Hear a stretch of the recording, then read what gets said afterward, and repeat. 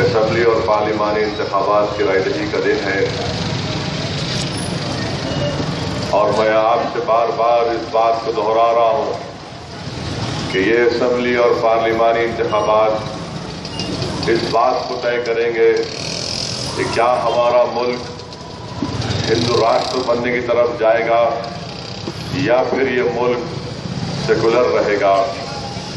میں آپ سے صاف اور واضح طور پر اس بات کو کہنا چاہوں گا کہ ہندوستان میں کوئی بھی ایسا شخص نہیں ہوگا جس کو اعتراض اس بات پر ہو سکتا ہے کہ ایک مسلمان، ایک ہندو یا ایک بیکورڈ کلاس، ایک دلت یا ایک عیسائی اس ملک کا وزیر اعظم بنے۔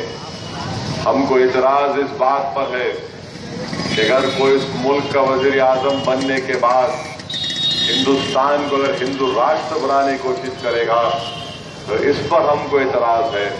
ہم کو ہرگز اس پر اعتراض نہیں ہے کہ کسی بھی مذہب کا ماننے والا اس ملک کا وزیر اعظم بن سکتا ہے، مگر اگر کوئی اس ملک کے سیکولر ڈھانچے کو ہی تباہ کرنا چاہتا ہے تو عزیز دوستو، یہ ہم تمام کے لیے تشویش کا باعث ہے۔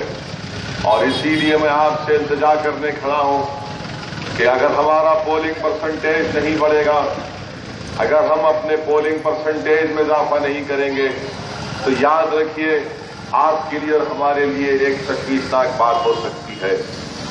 اگر کوئی ہمارے درمیان میں آ کر یہ کہہ رہا ہے کہ بی جے پی میدان میں نہیں ہے تو یاد رکھیے یہ شخص جھوٹ بول رہا ہے۔ اگر کوئی آ کے آپ کے درمیان میں کہہ رہا ہے کہ نہیں بی جے پی کے زیادہ ووٹ نہیں ہے، یہ جھوٹ ہے۔ آج یاقوت پورہ میں 1 لاکھ سے زائد کے قریب بی جے پی کے ووٹ ہو سکتے۔ بتائیے آپ اتنی بڑی تعداد میں اگر کسی کے ووٹ ہیں کیا آپ اور ہم انتشار کا شکار ہو سکتے ہیں؟ میں بار بار آپ سے کہہ رہا ہوں اور پھر کہہ رہا ہوں کہ سودا ہوا ہے آر ایس ایس کے ساتھ اور سازش کی کڑی یہ ہے کہ چندرائن گٹے میں وہاں سے اکبر الدین اویسی کی کامیابی کو روک دیا جائے اور یاقوت پورہ سے بی جے پی کو کامیاب کر دیا جائے۔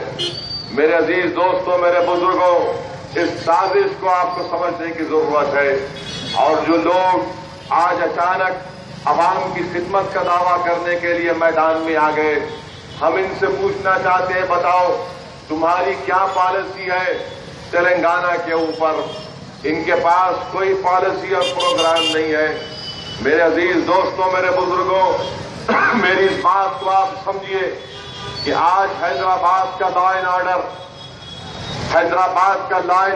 حیدرآباد کی پولیس ایک منتخب شدہ حکومت یا پھر اس کے چیف منسٹر کے پاس نہیں رہنے والی۔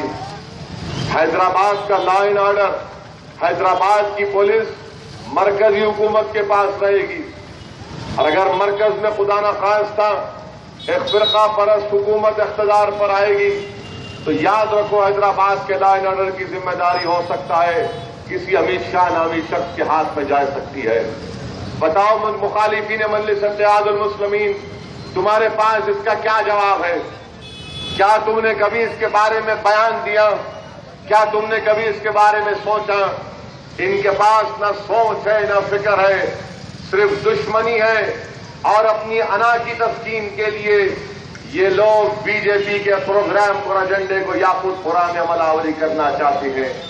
آج حیدرآباد کا لا اینڈ آرڈر مرکزی حکومت کے پاس چلا گیا۔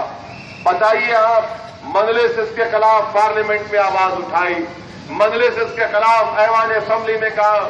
میں نے پارلیمنٹ میں جب بل پیش ہو رہا تھا تلنگانہ کا، ان ترمیمات کے خلاف میں نے اپنی ترمیم پیش کی۔ اسی لیے آپ کو اور ہم کو سنجیدگی سے غور کرنا ہے۔ لا اینڈ آرڈر اگر دلی کی حکومت کے پاس ہوگا تو کیا آپ کو اور ہم کو اگر یہ سوچ پیدا ہوتی ہے کہ میرا تحفظ کیسے ہوگا؟ یقیناً یہ فطری چیز ہے۔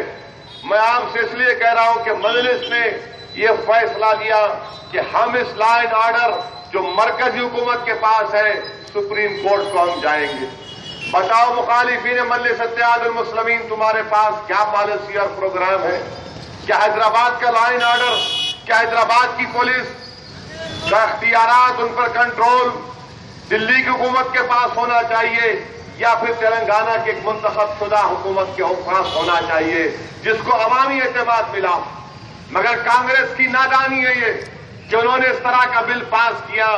تلنگانہ کے نام پر حیدرآباد کے لا اینڈ آرڈر مرکزی حکومت کے حوالے کر دیا. مجلس اس کے خلاف سپریم کورٹ میں SLP دائر کرنے والی. مخالفین کے مجلس کے پاس کوئی پالیسی اور پروگرام نہیں. ہر سال مجلس اتحاد المسلمین کی جانب سے یاقوت پورہ کے 2500 بچے اور بچیوں کو جو گورنمنٹ کے اردو میڈیم مدارس میں پڑھتے ان کو ایجوکیشن کٹ دیا جاتا جس میں ایک بیگ، 6 لانگ بک، ایک کمپاس باکس، ایک اردو کی گائیڈ. ان بچے اور بچیوں کی 300 بچے اور بچیوں کی SSC کی امتحان کی فیس دی گئی. 300 بچے اور بچیوں کو سالار ملت آل ان ون کے نام پہ گائیڈ بنائی گئی جس میں ماضی کے سابقہ پیپرز ہیں اور ان کو بچوں کو دیا جاتا ہے. مجلس نے ہر سال اگر کسی گورنمنٹ کے اردو میڈیم مدارس کا نتیجہ SSC کا اچھا ہوگا تو ہم 5000 روپے کیش انعام ہر سال دے رہے اس اردو اسکول کے ہیڈ ماسٹر اور اساتذہ کو. جو بچے اور بچیاں 500 کے اوپر 6 مارکس لے کر آتی ہیں ان کو 3000 روپے سے 60,000 روپے کا کیش انعام دیا گیا. کہ یاقوت پورے میں ایسے 80 بچے اور بچوں کو انعام نہیں دیا گیا. بتائیے عزیز دوستو، یہ مجلس اتحاد المسلمین کا کام. یہاں سے چند فاصلے کے اوپر اویسی ہاسپٹل کی بلڈنگ ہے. بتاؤ مخالفین مجلس اتحاد المسلمین، تم